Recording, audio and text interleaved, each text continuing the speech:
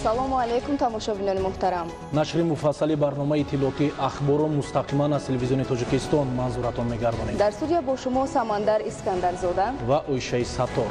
дар оғози барнома таваҷҷӯҳ намоед ба сархати гузоришҳо. барфрезии шадид ва тармафароӣ беист, тадбирҳо барои таъмини ҳаракат дар роҳҳо, боғдорӣ бахши афзалиятнок ва манфиатовар, маслиҳати мутахассис, набудани шароити таълиму тарбият дар баъзе муассисаҳои таҳсилоти миёнаи умумии вилояти Хатлон. Масъулият ба дӯши кист? омодагӣ ба 30 солагии истиқлолияти давлатӣ, бунёди театри миллӣ дар шаҳри Хоруд, фуруғи субҳи доноӣ, озму бо мақсади баланд бардоштани маърифати китобхонӣ. бо сабаби барфрезии шадид ва тармафарои беист роҳи автомобилгарди душанбе чаноқ аз километри 47-уми роҳи автомобилгарди душанбе чаноқ ба самти Хуҷанд ва аз километри 81-ум ҷониби душанбе муваққатан қатъ карда шудааст. новобаста аз ҳолати ба амал омада кормандони ширкати филиали Innovative Road Solutions Ltd дар ҷумҳурии Тоҷикистон роҳро аз барфу тарма тоза мекунанд. Нуриддини Қурбон гузориш медиҳад. имрӯз бо сабаби барфрезии шадид ва пайдарпай фаромадани тармаҳо дар асоси муқаррароти фармоиши якҷояи вазоратҳои корҳои дохилӣ ва нақлиёти мамлакат ҳаракати ҳама намуди воситаҳои нақлиёт аз километри 47-уми роҳи автомобилгарди душанбе чаноқ ба самти Хуҷанд ва аз километри 81-ум ҷониби душанбе муваққатан манъ карда шуд. тибқи иттилои масъулони ширкат давоми ин рӯзҳо дар ин қисмати роҳ беш аз 100 тармаи хурду калон бартараф карда шуд. барои ҳар чиз зудтар таъмин намудани ҳаракати воситаҳои нақлиёт дар ин масир кормандони ширкат шабонарӯзӣ заҳмат мекашанд, аммо масъулини ширкат ва кормандони раёсати бозрасии давлатии автомобилии вазорати корҳои дохилӣ аз он изҳори нигаронӣ мекунанд ки бо вуҷуди муваққатан манъ шудани ҳаракати нақлиёт ҳастанд ронандагоне ки талаботро ба инобат нагирифта ба сафар мебароянд. ин ҳам дар ҳолест ки фаромадани тармаҳо дар ин масир бештар аст ва муваққатан манъ кардани ҳаракати воситаҳои нақлиёт низ маҳз ба таъмини бехатарии ронандагону мусофирон рабт дорад. ҳамзамон бо мақсади пешгирӣ аз садамаҳои нохуши роҳу нақлиёт дар ин масир аз ҷониби кормандони масъули раёсати бозрасии давлатии автомобилии вазорати корҳои дохилӣ дар байни ронандагон корҳои фаҳмондадиҳӣ ба роҳ монда шудааст. аз ҳама ронандагони воситаҳои нақлиёт алал хусус воситаҳои нақлиёти боркаш хоҳиш менамоям ки бо худ дар ҳаракати роҳҳои кӯҳӣ бо худ занҷир, таноб, хӯрока ва дигар лавозимотҳои заруриро бо худ гиранд. вақтҳои охир ҳодисаҳо нишон медиҳанд ки воситаҳои нақлиёти боркаш алал хусус воситаҳои нақлиёти ядакдор бе занҷир бе таноб баромада ба дигар иштирокчиёни ҳаракати воситаи нақлиёт халал мерасонанд. тибқи иттилои масъулони ширкати саҳомии Innovative Road Solutions Ltd дар ҷумҳурии Тоҷикистон дар кӯтоҳтарин фурсат роҳ аз барфу тарма тоза ва дар ин масир ҳаракати ҳама намуди воситаҳои нақлиёт таъмин карда мешавад. мавзӯи дигар дар ҷумҳурии Тоҷикистон боғдорӣ аз бахшҳои афзалиятнок ва манфиатовари соҳаи кишоварзӣ ба ҳисоб меравад. мутахассисон шинонидани дарахтро дар ин мавсим ба он хотир тавсия медиҳанд ки дар ин фасл имкони сабзиши пурраи ниҳол таъмин мешавад. гузориши хабарнигорони мо. олимон дар шароит ва иқлими Тоҷикистон се давраи шинонидани ниҳолро тавсия медиҳанд: тирамоҳу зимистон ва баҳор. тибқи тавсия ва таҷрибаи илман асосноки олимони соҳаи кишоварзӣ, мавсими ниҳолшинонӣ дар фасли тирамоҳ оғоз меёбад ва давраи хуби ниҳолшинонӣ рӯзҳои гарми фасли зимистон аст. ҳоло тамоми дарахтони мевадиҳанда дар давраи оромӣ ҳастанд ва ба пуррагӣ ҳамин давраи оромӣ боз дар хок мегузарад ва ҳамин тариқ сабзиши онҳо ба пуррагӣ дар оянда таъмин мегардад. дар фасли зимистон танҳо дар ҳолати гармии ҳарорат шинонидани ниҳол мумкин аст. боғдорону хоҷагидорон метавонанд ниҳолҳоеро интихоб намоянд ки ба талаботи стандартӣ ҷавобгӯй буда аз ҳашароти зараррасон ва касалиҳо озод бошанд. бояд баландии ниҳолҳое ки аз тухм парвариш мешаванд аз 110 то 150 сантиметрро ташкил диҳад. имрӯз бунёди боғ истифодаи дурусти технологияи парвариши муосири парвариши он имконият медиҳад ки самараи хуб ба даст оранд ва ҳам ҷоҳои кори доимӣ пайдо шавад هم سطح زندگی مردم بلند کرد. بعد شینانیدن درخت نگاهبینی آن نیز مسئولیت بلند را طلب میکند، زیرا اگر اگروتکنیکای درخت شینانیده شده درست رعایت کرده نشود نهال خشک می شود و در نتیجه باغپروران ضرر اقتصادی میبینند. ترقی دادن ساحه باغداری در زمینهای وادی نزدیک کوهی و کوهی برای جمهوری تاجیکستان اهمیتی کلان دارد، زیرا در کشور در برابر بنیاد باغ زمینهای بیکار و کارناشایم کوهی و نزدیک کوهی همچنین زمینهای سنگلاخ ثمرناک استفاده می شوند. در ناحیه‌های کوهی باشد زیاده از سطح بر 1500 متر بلند ما میتوانیم که نهال‌ها را در فصل بهار شنیم، چون که در ناحیه‌های کوهی میتواند که از برف شکند، از سرما آسیب بیند آنها. یکی از راه‌های اساسی تأمین رشد باغداری در مملکت رعایت حتمی قاعده‌های اگروتکنیکی و بعد از شینانیدن نهال نگاهبینی سریع آنها میباشد. اگر نهالی در هر یک موسم شینانیده شده نگاهبین نشود بنیاد باغ و یا مفزع را خرمگردانی غیر امکان میگردد. نوریدین قربان، عبیدالله سیولی برای برنامه اخبار. در ناحیه دندغره آمادگی به معرکه کشت و کار بهاری ادامه دارد. کشاورزان ناحیه تکنیک‌های ساحوی را پورا به کار آماده کردند. ادامه موضوع در گزارش سید جعفر محمدعلی و خورشید نادرخان. در ناحیه دندغره با ابتکار مقامات اجرایی حکومت دولتی برای رشد تمام بخش‌های ساحه کشاورزی تدبیرهای مشخص عملی کرده می‌شود، زیرا این ساحه یک منبع اساسی استحصال مواد عضوقه و اشیاء خام صنعتی است. ما در زمینه این توجه ثمرناک استفاده بردن هر یک قطعه زمین کورم، وسیع نمودن میدان کشت و تطبیق برنامه‌های ساحوی سال در ناحیه حجم استحصال مجموعی محصولات کشاورزی زیاد می‌گردد که این هدف به تامین امنیت عضوقه‌واری، فراوانی بازار استعمالی، پیشرفت وضع اقتصادی و اجتماعی و باز هم بهتر شدن نیکوهولی جامعه روانه گردیده است. از 3337 گکتار میدان عمومی زمین‌های کشت در ناحیه کشاورزان موافق دورنما موسم تیرما در میدان 22469 گکتار زراعت غله‌دانگی، 471 گکتار سبزیجات از جمله 422 گکتار پیاز و در میدان 394 گکتار کشت خوشصفت کارتوشکا گذرانیده امروزها باشد برای معرکه کشت و کار بهاری آمادگی می‌گیرند. تا با امروز در ناحیه زیاده از 560 نماد تکنیک‌های گوناگونی کشاورزی موجود است که برای کشت بهاری آنها تیار میباشند. از آن جمله 36 تخم پاشک‌های پخته چاشی که آنها با تیاری خوب آمدند.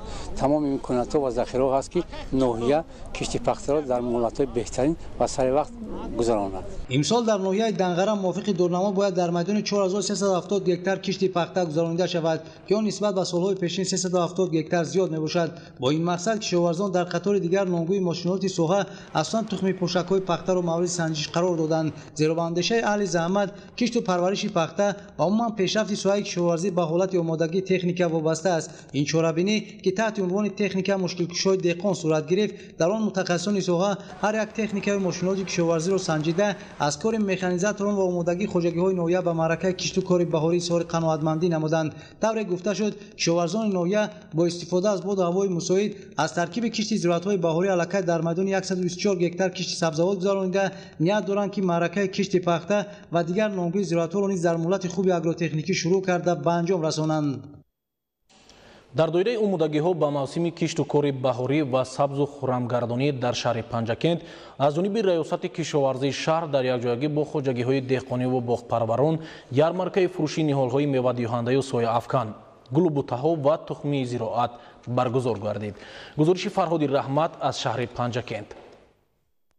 در شفت راه عینی پنجکند نزد مرکز سودای هما خوجگی‌های دهقانی و انفرادی، گلپروران و شوقمندان زیبایی، کارمندان کارخانه واحد دولتی نهالپروری و بخش حفظ محیط زیست شهر نهال درختان میوه‌دهنده آرایشی، نوع‌های گوناگون تخمی محصولات کشاورزی، 200 نمود گل و بوته‌های آرایشی را پیشکش ساکنان شهر نمودند. وابسته به طلبات شهروندان و اهالی ما از یک خود نمود سیب 5-6 نمود سیب آوردیم، اینچنین زردآلو، شفتالو و دیگر نیال‌های ارچه، نیال‌های آرایشی همه سبز ارچه 2 نمودش آوردیم. اهالی و اعضایان خوجگی‌های کشاورزی و باغپروران با کارهای تشکیلی و صفت نهال‌ها بهای بلند داده نوع‌های گوناگون نهال، گل و بوته‌های آرایشی، تخمی زراعت‌های با اقلیم منطقه مطابق را برای بنیاد باغ و موضع‌های سبزکاری خریداری نمودند.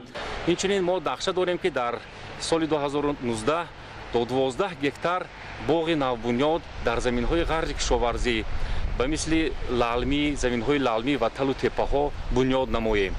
инчунин дар шоҳроҳи Панҷакент, Айнӣ ва то сарҳади Самарқанд дар қади роҳ кишоварзон тасмим гирифтанд ки ниҳолҳои ҳамешасабзро шинонанд. мусаллам аст ки ташкил ва бароҳмондани намоиш ва фурӯши ниҳоли дарахтони мевадиҳанда, ороишӣ, гулу бутаҳои ҳамешасабз ва ҳамчунин тухмии зироати кишоварзӣ бо сифат дар дастрасии хоҷагидорон дар рушду пешрафти фаъолияти онҳо замина мегузорад. дар асоси барномаи давлатии рушди соҳаи боғу токпарварӣ дар ҷумҳурӣ дар заминҳои ғайри кишоварзӣ ва талутепаҳои шаҳру деҳоти Панҷакент ҳамасола даҳҳо гектар боғҳои нав бунёд карда мешавад.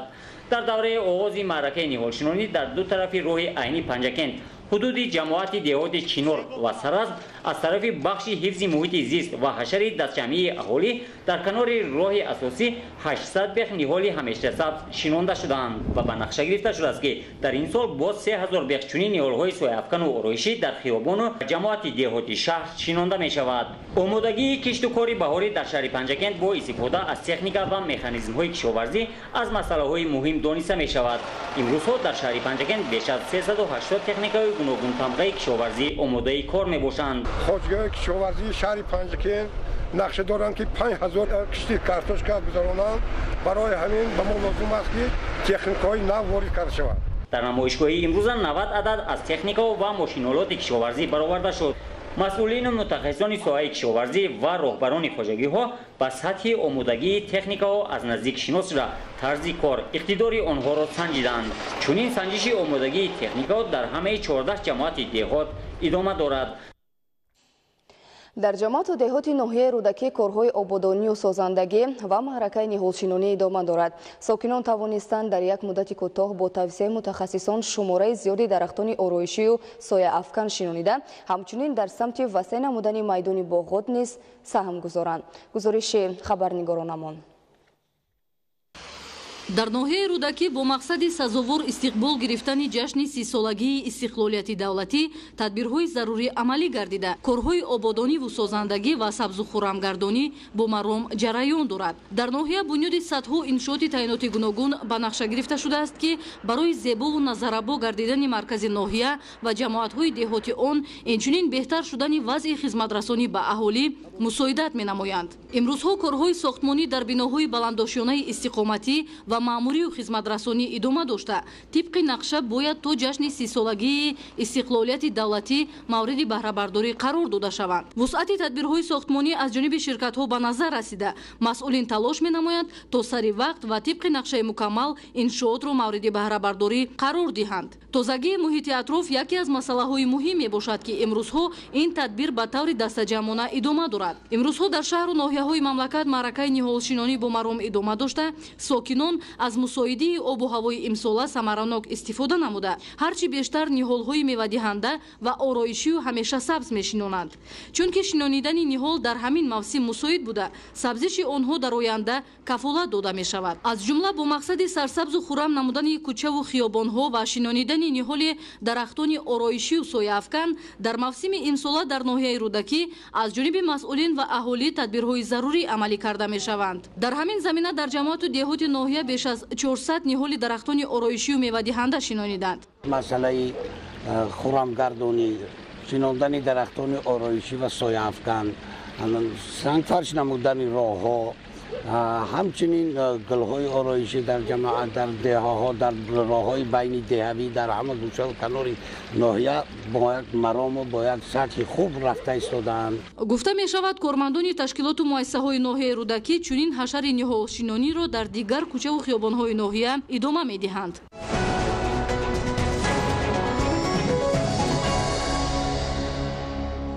идомаи ахбор. набудани шароити таълиму тарбият дар баъзе муассисаҳои таҳсилоти миёнаи умумии ноҳияҳои қубодиён, шаҳри Туз, восеъ ва Мир Саид Алии Ҳамадонии вилояти Хатун омӯзгорону хонандагонро ба мушкилии ҷиддӣ рӯбарӯ намудааст. проблемаи асосӣ дар ин муассисаҳои таълимӣ таъмирталаб будани биноҳо, норасоии ҷойи нишаст ва норасоии технологияи муосири илмомӯзӣ ба ҳисоб мераванд. маълумоти бештар дар гузориши ҳамкорони мо.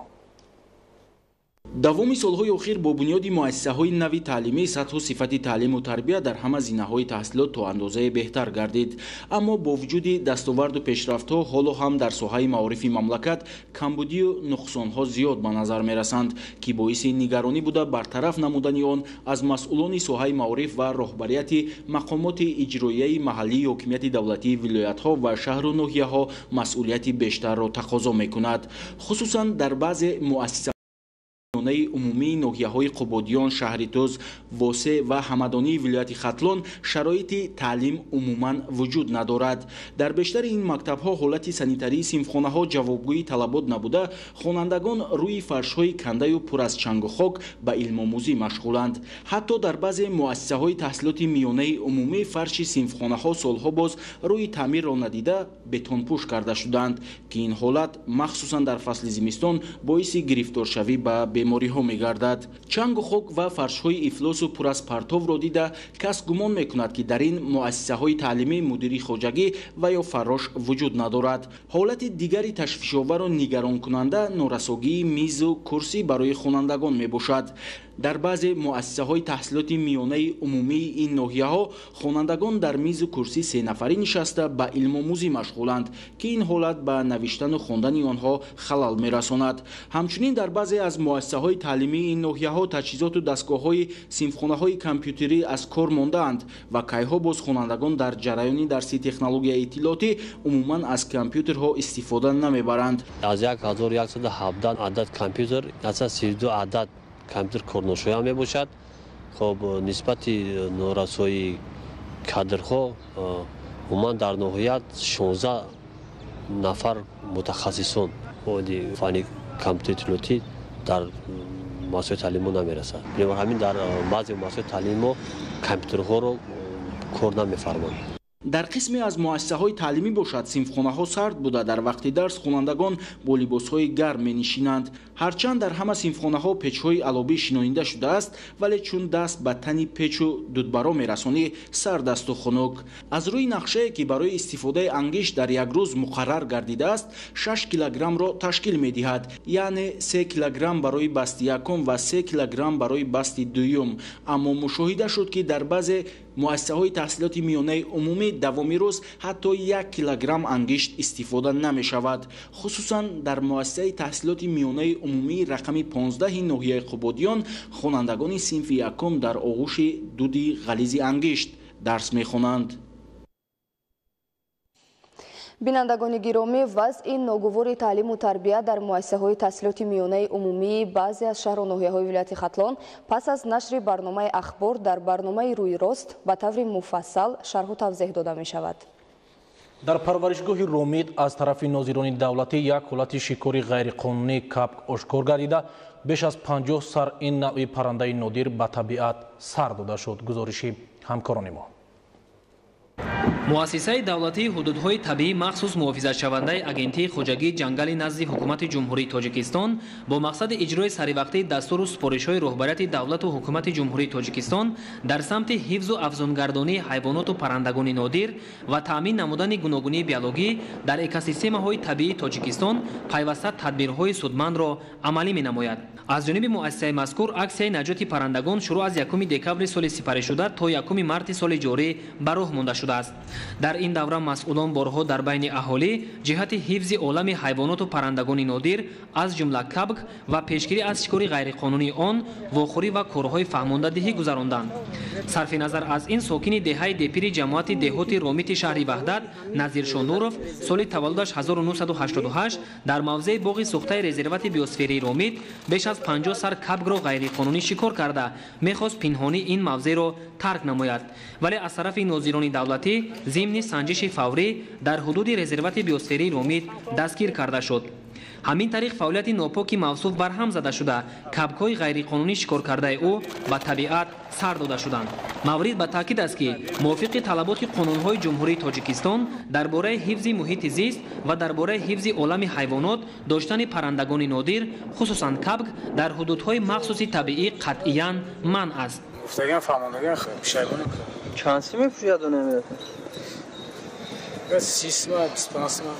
олимон муайян карданд, ки аҳамияти биологии кабк дар табиат хеле зиёд аст.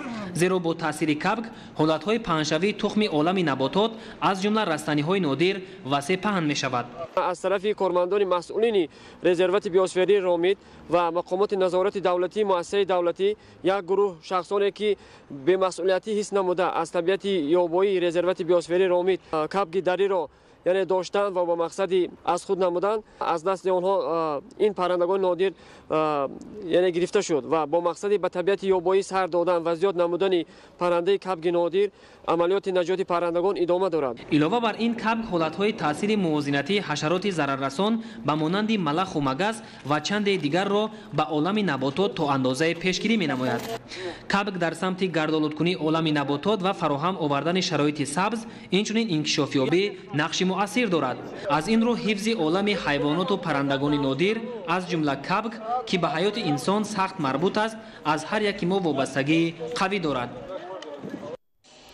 барномаи иттилоотии ахборро идома медиҳем. дар шаҳри хорух таҳти унвони пешвои миллат ва масъалаҳои рушди давлат чорабинӣ баргузор гардид. гуфта шуд ки маҳз бо талошҳои пайгиронаи пешвои миллат президенти ҷумҳурии тоҷикистон муҳтарам эмомалӣ раҳмон ҷумҳурии тоҷикистон дар сатҳи байналмилалӣ ҳамчун давлати ташаббускор шинохта шуд. гузориши хабарнигорони мо. меҳвари асосии ҳамоиш мақолаи узви вобастаи академияи илмҳои ҷумҳурии тоҷикистон саймуми якимов паёми пешвои миллат ва масъалаҳои рушди давлат интихоб гардида дар оғоз масъалаи таҳлили бурду бохти давлатдории тоҷик дар масири таърих ва роҳҳои инкишофи давлатдории муосир мавриди баррасӣ қарор гирифт. зикр гардид ки сохтани давлати миллии тоҷикон дар шароити навин аз рӯи ақл, хирад, дониш, тасаввурот ва таҳлили таҷрибаи амиқи таърихӣ, дидгоҳ ва арзёбии дурусти воқеияти зиндагии рӯзмарра бо назардошти равандҳои геополитикии минтақа ва ҷаҳон аз ҷониби асосгузори сулҳу ваҳдати миллӣ пешвои миллат президенти ҷумҳурии тоҷикистон муҳтарам эмомалӣ раҳмон ба вуқӯъ пайваста зина ба зина амалӣ гашт. зимни баргузории ҳамоиш таъкид шуд ки барномаи 10-солаи байналмилалии амал об барои рушди устувор солҳои 2018-2028 чорумин ташаббуси ҷаҳонии ҷумҳурии тоҷикистон дар самти масъалаҳои марбут ба об аст ки аз ҷониби зиёда аз 190 давлати ҷаҳон дастгирӣ ёфт ва бори дигар аз мавқеи устувори тоҷикистони соҳибистиқлол дар арсаи ҷаҳонӣ гувоҳӣ медиҳад. зикр гардид ки ибораи об барои ҳаёт ифодакунандаи маҷмӯи мафҳумҳо буда таъмини зиндагии шоиста, ҳифзи саломатии инсон, рушди босуботи иқтисодӣ тамоми соҳаҳо аз ҷумла саноат, кишоварзӣ, ободонӣ ва дар ин замина таъмини амнияти давлат, минтақа ва умуман ҷаҳонро фаро мегирад. маъз ташаббусҳои пешвои миллати тоҷик муҳтарам эмомалӣ раҳмон дар самти истифодаи оқилонаи захираҳои обӣ ва дастгирии ҳамаҷонибаи онҳо аз ҷониби ҷомеаи ҷаҳонӣ ҳамчун рамзи эътирофи сиясати хиратмандонаи сарвари давлат ва эътибори давлатдории тоҷикон боиси ифтихор, сарафрозӣ, хештаншиносӣ ва худшиносии миллии мост, таъкид намуданд иштирокдорони ҳамоиш. зимни баррасии масъалаи нақшаҳои афзалиятноки рушди иқтисодӣ ва оғози марҳилаи нави рушди саноати кунонӣ таъкид шуд ки дар паёми навбатии пешвои муаззами миллат дар шароити навини рушди устувори иқтисодиёти миллӣ тамоюлҳои мусбат дар муносибатҳои тоҷикистон бо кишварҳои минтақа ва ҷаҳон такон бахшидан ба самтҳои махсусан аҳамиятноки ҳаёти мамлакат вазифаҳои асосии ҳукумат арзёбӣ гардида як нуқтаи дигари муҳими эътимодбахш дар ин ҳуҷҷати тақдирсоз асоснок кардани нақшаҳои афзалиятноки иқтисодӣ мебошад. саҳми бахши хусусӣ дар форуми соҳибкорон таҳти унвони саҳми соҳибкор ва сармоягузорӣ дар рушди иқтисодиву иҷтимоӣ ва пешрафти ҷомеа дар шаҳри Исфара таҳлилу баррасӣ карда шуд. гузориши Равзали Раҳмон ва Дилшод Юсуфӣ. дар тараққиёти шаҳру деҳоти Исфара дар баробари равона гардидани маблағҳои буҷети мутамарказ, буҷетҳои маҳаллӣ, татбиқи лоиҳаҳои давлатии сармоягузорӣ, бахши хусусӣ соҳибкорони ватанӣ нақши муҳиму асосӣ доранд. дар шаҳри Исфара таи дирӯз форуми соҳибкорони шаҳри Исфара таҳти унвони саҳми соҳибкорӣ ва сармоягузорӣ дар рушди иқтисодию иҷтимоӣ ва пешрафти ҷомеа бо иштироки беш аз 300 нафар соҳибкорони ватанӣ ва бурунмарзӣ баргузор гардид. дар кори ин чорабинӣ намояндагони маҷлиси олии ҳукумати ҷумҳурӣ, роҳбарияти котиботи шӯрои машваратии назди президенти ҷумҳурии тоҷикистон оид ба беҳтар кардани фазои сармоягузорӣ, фонди дастгирии соҳибкорӣ назди ҳукумати ҷумҳурӣ, масъулини мақомоти иҷроии ҳокимияти давлатии вилояти Суғд ва гурӯҳи калони коршиносон ширкат варзиданд. дар доираи форум дар семинар машварати омӯзишӣ оид ба баландбардоштани сатҳи донишҳои ҳуқуқӣ, молиявии иқтисодӣ, бозоромӯзӣ, таҳияи лоиҳаҳои сармоягузорӣ, роҳу усулҳои татбиқи лоиҳаҳо, маълумоти омӯзишӣ пешниҳод ва таъкид гардид ки ҳамасола баҳри дастгирии давлатии бахши хусусию рушди соҳибкорӣ маблағҳо ҷудо мегарданд. равона намудани маблағҳои давлатӣ ва аз фонди давлатии соҳибкорӣ аз сатҳи сифати лоиҳаҳо вобаста аст. Аз шаҳри Исфара тавассути пешниҳоди лоиҳаи ҷолиби рушди соҳибкории истеҳсоли танҳо як корхонаи хусусии Субҳи Ватан соҳиби қарзи имтиёзнок шудааст. ҳолонки дар шаҳру деҳоти Исфара имконияту потенсиалҳои рушди соҳаҳо бо иштироки бахши хусусӣ бо қарзҳои имтиёзноки фонди давлатии соҳибкорӣ зиёданд ва барои ин бояд лоиҳаҳои асосноки рушди соҳибкорӣ таҳия карда шаванд. кори форум аз шиносоӣ бо намоишгоҳи дастовардҳои иқтисодию иҷтимоӣ, намунаҳои маҳсулоти истеҳсоли корхонаҳои саноатӣ, корхонаю коргоҳҳои соҳибкорӣ, ҳунармандӣ идома ёфт. дар ҷаласаи асосии форуми саҳми соҳибкорӣ ва сармоягузорӣ дар рушди иқтисодию иҷтимоӣ ва пешрафти ҷомеа таъкид ёфт ки Исфара минтақаи дорои потенсиалҳои саноатӣ ва рушдёбандаи соҳа буда соҳибкорон бо амалӣ намудани нақшаҳо ҷалби сармояҳо дар татбиқи ҳадафи чоруми стратегии саноатикунонӣ бо сурати миллӣ нақши бештар бояд дошта бошанд. афзун намудани иқтидори истеҳсоли қариб 50 корхонаю коргоҳҳои саноатии мавҷуда, таъсиси корхонаҳои нав, вориду ҷорӣ намудани технологияҳои муосир ба роҳ мондани истеҳсоли маҳсулоти воридотивазкунанда, афзун намудани иқтидори содиротӣ аз чунин вазифаҳо мебошанд. дар кори форум роҳбар ва аъзои ассотсиатсияи соҳибкорони шаҳри Исфара дар Федератсияи Россия ширкат варзиданд. онҳо мавқеи фаъоли хешро баҳри иштирок дар рушди иҷтимоию иқтисодии шаҳри Исфара аз ҷумла истифодаи иқтидорҳои саноатӣ, таъсиси коргоҳҳои нав, рушди тиҷорат, афзун намудани содироти маҳсулоти Тоҷикистон ва бо пуштибонии комил аз фармони президенти ҷумҳурии Тоҷикистон муҳтарам Эмомалӣ Раҳмон оид ба омодагиҳои ҳамаҷониба баҳри истиқболи сазовор аз ҷашни 30-солагии истиқлолияти давлатии ҷумҳурии Тоҷикистон изҳор намуданд. онҳо иқдом намуданд ки бар замми 417 иншооти ҷашнӣ дар нақша буда боз 40 адад иншооти истеҳсолӣ, иҷтимоӣ, кору хизматрасонӣ, фарҳангию фароғатӣ, варзишӣ, рушди инфраструктураи деҳот бунёд менамоянд. соҳибкорони маҳаллӣ ва бурунмарзӣ дар бунёди мактабҳо, таъмири муассисаҳои таълимӣ, таъсиси 4 кӯдакистони хусусӣ, таъмиру мунфарши асосии роҳҳои деҳот, бунёди инфраструктураи сайёҳӣ, фарҳангӣ, варзишӣ ва дар маҷмӯъ ободии Исфара саҳмгузорӣ менамоянд. тасмим гирифтем ки дар қишлоқи Якачанор барои коргарони корхона, барои аҳли заҳмати корхона ба миқдори 15 адад хонаҳои истиқоматӣ сохта, ҳамчунин сохтмони сартарошхона ва кошонаи ҳусрро анҷом диҳем. хонаи бачагонаи рақами 1 ки дар шаҳраки Шӯро воқеъ аст, аз таъмили капиталӣ барорем ва ҳамчунин мо ҳаракат мекунем ки дар давоми соли ҷорӣ тамоми мактабҳое ки дар гирду атрофи комбинат воқеанд ба миқдори 4 адад бо масъулаҳои сохтмонӣ барои таъмир кардан ёрии амалии худро расонем. дар ҷараёни кори форум муаррифии лоиҳаҳои иншооти сохтмонӣ сурат гирифта ба соҳибкорон қарорҳои мақомоти иҷроии ҳокимияти давлатии шаҳри Исфара оид ба ҷудо намудани қитъаҳои замини зери сохтмон ва сертификатҳои ҳуқуқи истифодаи замин супорида шуд. Равзали Раҳмон, Дилшод Юсуфӣ, шаҳри Исфара, барои барномаи ахбор. бахшида ба ҷашни 30-солагии истиқлолияти давлатии ҷумҳурии Тоҷикистон дар шаҳри Хоруғ 94 иншооти таъиноти гуногун бунёд ва мавриди истифода қарор дода мешаванд ки дар онҳо садҳо нафар бо ҷойи кор таъмин мегарданд. гузориш дар ин хусус.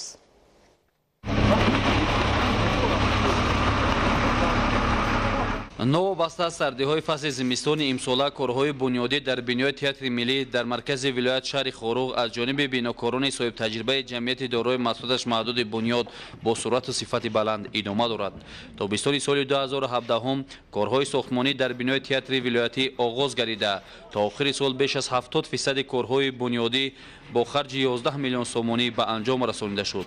дар оғози соли равон бошад барои пешбурди корҳо 8 миллион сомонӣ равона гардид. фармоишгари ин иншоот дирексияи сохтмони иншооти ҳукуматии дастгоҳи иҷроии президенти ҷумҳурии Тоҷикистон буда корҳои сохтмониро бинокорони ҷамъияти дорои масъулияташ маҳдуди бунёди шаҳри Хоруғ пеш бурда истоданд. ҳоли ҳозир корҳои сохтмонӣ аз қабили хишчинӣ, битонхобонӣ дар ҷараён буда таъминоти сари вақтӣ бо масъолияи сохтмонӣ имкон медиҳад то суръати корҳо мутобиқи талабот ба роҳ монда шавад.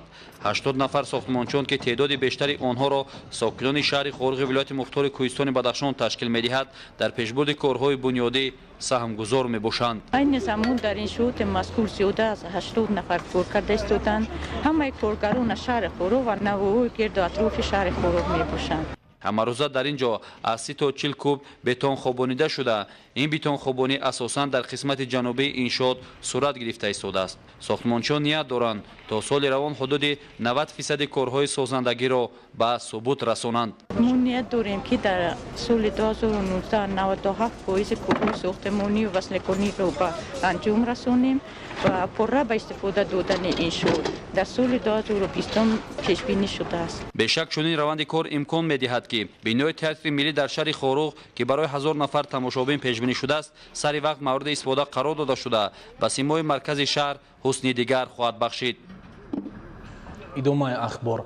дар асоси амри президенти ҷумҳурии тоҷикистон ба ифтихори ҷашни 30-солагии истиқлолияти давлатӣ ва бо мақсади баланд бардоштани завқи китобхонӣ, тақвияти ҳофизаи фарҳангӣ, дарёфти чеҳраҳои нави суханвару сухандон, арҷ гузоштан ба арзишҳои миллию фарҳангӣ, инкишофи қобилияти эҷодӣ, таҳкими эҳсоси худогоҳию худшиносӣ, бой гардидани захираи луғавӣ, тақвияти ҷаҳони маънавӣ ва фаъолгардонии доираи забондонӣ дар соли 2019 таҳти сарпарастии президенти ҷумҳурии тоҷикистон озмуни ҷумҳуриявии фуруғи субҳи доноӣ баргузор мегардад. гузориши хабарнигорони мо. дар озмун намояндагони қишрҳои гуногуни ҷомеа аз ҷумла хонандагону донишҷӯёни ҳамаи зинаҳои таҳсилот, инчунин магистрҳо, аспирантҳо, докторантҳо ва дигар шаҳрвандони мамлакат иштирок карда метавонанд.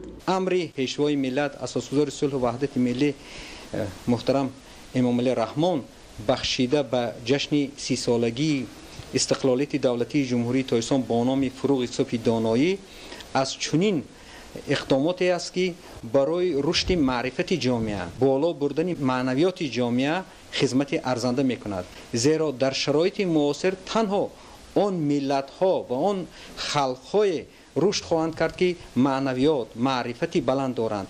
имрӯз дониш дунёро идора мекунад. аз ин хотир дар ин озмун таъкид шудани иштироки хосаи донишҷӯёну хонандагон ба ҳайси иштирокчии фаъол гумон мекунам ки ин заминаҳоро барои рушди ояндаи минбаъдии тоҷикистон мегузорад. озмун аз 4 давр иборат буда то моҳи декабри соли 2019 идома меёбад. даври якум нимаи дуюми моҳи июн дар маркази деҳот ва шаҳрак, даври дуюм моҳи июл дар маркази ноҳия ва шаҳрҳо, даври сеюм нимаи дуюми моҳи ноябр дар маркази вилоятҳо ва шаҳри душанбе ва даври чоруми озмун то 20 декабри соли 2019 дар китобхонаи миллии тоҷикистон ҷамъбаст мегардад. ин амр як такони ҷиддӣ медиҳад барои рушду густариш бахшидани китобхонии насли наврас, китобхонии умуман мардум ва як андоза онҳоро роҳбаланд ҳам месозад ки дар ин маврид таваҷҷӯҳ хеле зиёд боз бахусус аз ҷониби сарвари давлат ва имрӯзҳо мо воқеан ҳам мебинем ки дар заминаи ҳамин кор ҷавонон наврасон кӯшиш карда истоданд ки рӯй ба китоб оваранд. ана ҳамин иқдоми пешгирифтаи давлату ҳукумат аз он гувоҳӣ медиҳад ки ва хуб аст ки аз ҷониби на танҳо насли калонсол балки ҳатто ҷавонон ҳам дастгирӣ ёфта истодааст. мо мебинем ҳам дар шабакаҳои телевизионӣ ва дар китобхонаҳои ҷумҳуриямон аз ҷумла дар китобхонаҳои шаҳрамон ки ба муносибати ана ҳамин иқдомро татбиқ кардан чорабиниҳои хеле хуб гузаронида шуда истоданд. ҳар як довталабе ки дар озмун иштирок менамояд ба ҳайати комиссия ва ҳакамон маҳорату малака ва қобилияти аз худ кардан ва хондани ашъори адибонро пешниҳод месозад. аз ҷумла ба довталаб барои аъзои фаъоли китобхона буданаш низ хол дода мешавад. ба тарзи нақл ва оҳанги қироати иштирокчӣ хол дода мешавад. ба мавзӯъҳои инсондӯстӣ, хайру саховат, некию накӯкорӣ, ишқи поки инсонӣ, эҳсонкорӣ, дӯстию бародарӣ, ватану ватандӯстӣ, тоҷикистон ва сулҳу субот бартарӣ дода мешавад. довталаб дар аз худ кардан ва хондани осори адабиёти классикӣ, муосир, бачагона, шифоҳӣ ва хориҷӣ, тарҷума ва ё асл озод аст. довталаб метавонад аз намунаҳои эҷодиёти халқ, афсона, қисса, рубоӣ, достон, чистон, тезгӯяк, латифа ва ғайраҳо истифода намояд. озмун аз рӯи номинатсияҳои зерин гузаронида мешавад. номинатсияи аз ёд кардану хондани осори адибони муосири тоҷик, номинатсияи аз ёд кардану хондани ашъори бачагона ва афсонаву ривоятҳои халқи тоҷик, номинатсияи аз ёд кардану хондани осори адабиёти ҷаҳон, барои ғолибони ҷойҳои якум, дуюм ва сеюми озмун дар ҳама номинатсияҳо ба миқдори аз 13 000 сомонӣ то 30 000 сомонӣ мукофотпулӣ пешбинӣ шудааст. мавзӯи дигар, дар ноҳияи Нуробод фестивали чакомаи гесу баргузор гардид. Дар ин чорабинии фарҳангӣ намояндагони ҷамоату шаҳраку деҳот ва муассисаҳои таълимию касбомӯзӣ фаъолона иштирок намуданд.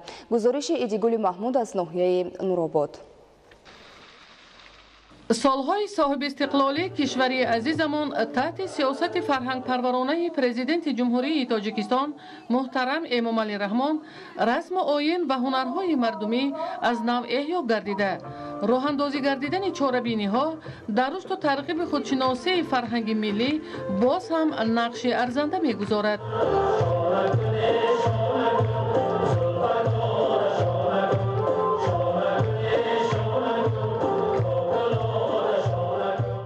озмуни чакомаи гесо дар партави иҷрои баргузории фестивал намоиш ид ва озмуну ҳунарҳои мардумӣ дар ҷумҳурии Тоҷикистон барои солҳои 2019-2020 марҳила ба марҳила амалӣ мегардад. ин аст ки барномаи ҳунарии чакомаи гесои духтарони ноҳияи Нуробод аз ҷумла тарғиби намоишу ороиш, мӯйбофӣ, сару либоси миллӣ ва ба диҳақхонии ҳунармандон анъанаҳои хоси мардуми кӯҳистонро дар бар гирифта, иштирокдорони он аз рӯи шартҳои муайяншуда ҳунарнамоӣ мекарданд то сазовори ҷойҳои намоёни чорабинӣ шаванд. ба гуфти ташкилкунандагони фестивали чакомаи гесо, мақсади асосии чорабинии фарҳангӣ аслан намоишу парвариши мӯй, тарбияи муоширати духтарон, намоиши ҳунарҳои машотаҳо дар доираи расму оинҳо, тарғибу ташвиқи анъанаҳои миллӣ аз қабили саршӯёну мӯйбофон, кокулбофӣ, намоиши ҳунарҳои мардумӣ ва бадин васила рӯйкор овардани корхонаҳои хурди истеҳсолии шонасозиву оинасозӣ, сурмапазиву қаламҳои ороишӣ, ташкили корхонаҳои ҳусн ва ҷалби мардум ба зебопарастӣ мебошад. баргузории фестивали даври ноҳиявии чакомаи гесо нишон дод ки дар расму оини мардуми маҳал ҳангоми гузаронидани тӯю тамошо, ҳунари сарояндагиву раққосӣ, таронаву бадиҳахонӣ дар тӯйҳои арӯсиву домодӣ дар қиёс ба расму оинҳои дигар минтақаҳои кишварамон хусусиятҳои фарқкунанда ба назар мерасанд. дар озмуни чакомаи гесо духтарон ширкати фаъолона дошта барои ташвиқу тарғиби ҳунарҳои мардумӣ сазовори ифтихорномаҳои хотиравии мақомоти маҳаллӣ шуданд. Идигули Маҳмуд, Додарҷони Мирзозода барои барномаи ахбор аз ноҳияи Нуробод. дар ноҳияи Варзоб даври ниҳоии фестивали ҳунарҳои мардумӣ таҳти унвони ҳунар беҳтар аз зар бувад доир гардид. дар фестивал ҳунармандони ҷамоату шаҳрак ва ташкилоту муассисаҳои ноҳия иштирок карда беҳтаринҳо соҳиби диплом ва ифтихорнома гардиданд. тафсилоти бештар дар гузориши Зоиршоҳи Тағои Мурод. даври аввали фестивали ҳунар беҳтар аз зар бувад дар сатҳи ҷамоату деҳот, шаҳрак ва ташкилоту муассисаҳо гузаронида шуда, дар он беҳтарин ҳунармандон иштирок намуданд. ҳадаф аз баргузор намудани фестивал пеш аз ҳама эҳёи ҳунарҳои қадима, ҷалби ҷавонон, занону духтарон ба ҳунаромӯзӣ, баланд бардоштани завқи ҷавонон ва дарёфти беҳтарин ҳунарманд мебошад. дар ин муддат намунаи зиёди маҳсули дастони ҳунармандони ноҳия аз қабили гулдӯзӣ, кулолгарӣ, чӯбтарошӣ, оҳангарӣ, сандуқсозӣ, рассомӣ, заргарӣ, сару либоси миллию мактабӣ дар маҷмӯъ беш аз 50 намуди ҳунар дар силсила чорабиниҳои сатҳи деҳоту шаҳрак пешниҳоди аъзои ҳакамон гардиданд. намояндагони вазоати меҳнат, муҳоҷират ва шуғли аҳолӣ ва вазоати фарҳанги ҷумҳурии Тоҷикистон дар даври ниҳоии фестивали ҳунарҳои мардумӣ ки дар сатҳи баланд доир гардид иштирок карда дар доираи шартҳои муайян ҳунари волои иштирокдоронро баҳогузорӣ намуданд. то ин ҷониб дар ноҳия барои ҷалби ҷавонон, занону духтарон ба ҳунаромӯзӣ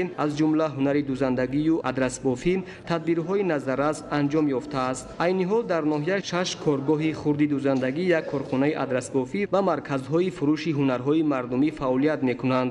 ҷиҳати рушди соҳибкории хурду миёна дар байни аҳолӣ ба хусус занону ҷавонон давоми соли 2018 ба 320 нафар дар ҳаҷми 1 миллион 400 ҳазор сомонӣ қарзҳои имтиёзнок дода шудааст. аз рӯи маълумот давоми соли 2018 200 нафар сокини ноҳия соҳиби касб гардида дар коргоҳу корхонаҳо ва марказҳои фурӯши ҳунарҳои мардумӣ кору фаъолият мекунанд. Дар соли 2018 136 нафар занону духтарони хонанишин ва хонандагони муассисаҳои таълимии ноҳия ҳунари адрасбофӣ, дузандагӣ, гулдузӣ ва либосҳои мактабиро аз худ карда, 62 нафар занони дигар бо роҳхати шуъбаи агентии меҳнат ва шуғли аҳолии ноҳия бо ихтисосҳои гуногун дар марказҳои таълимии шаҳри Душанбе касб омӯхтанд. дар соли 2018 соли рушди сайёҳӣ ба ҳунарҳои мардумӣ ҳунари зардӯзиро аз худ намудам. ман кӯшиш менамоям ки боз дигар ҳунарҳоро аз худ намоям. дар соли 2019 дар нақша аст ки 200 нафари дигар ба курсҳои омӯзишӣ фаро гирифта шаванд. ҳунар дорем, аз ҳамин ҳунар рӯзамона пеш мебарем. дар ноҳия баробари ҳунари оҳангариву чӯбтарошӣ ҳамзамон ба ҳунари ҳайкалтарошӣ низ диққати махсус зоҳир карда мешавад. барои ҳунари ҳайкалтарошӣ асосан бояд анатомияро донист. барое ки анатомияро донисти сохтани онро хушрӯ нақз ки сохтӣ ҳатман харидори худро пайдо мекунад. баъд аз намоиши намунаҳои гуногуни ҳунарҳои мардумӣ дар толори бошукӯҳи қасри фарҳанги ноҳия чорабинии тантанавӣ доир гардид.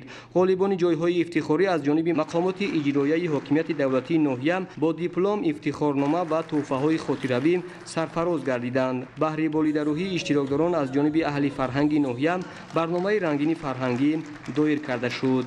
зоиршоҳи тағоимурод, хуршеди азиз, ноҳияи Варзоб, ахбор. дар шаҳри Бохтар дар остонаи таҷлил аз солгарди таъсисёбии қувваҳои мусаллаҳи ҷумҳурии Тоҷикистон вохӯрии ҷавонон бо афсарону сарбозони қисмҳои низомӣ доир шуд.